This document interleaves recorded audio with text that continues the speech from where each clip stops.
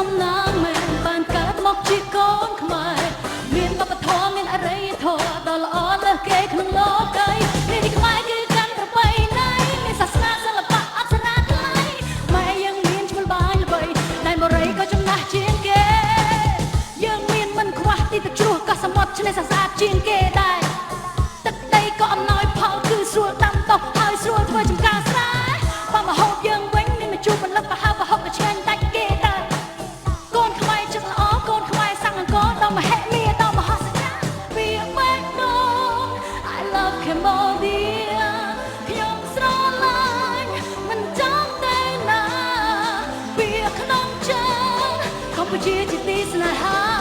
កើតជាណាណាសូមកើតជាខ្មែរ I love Cambodia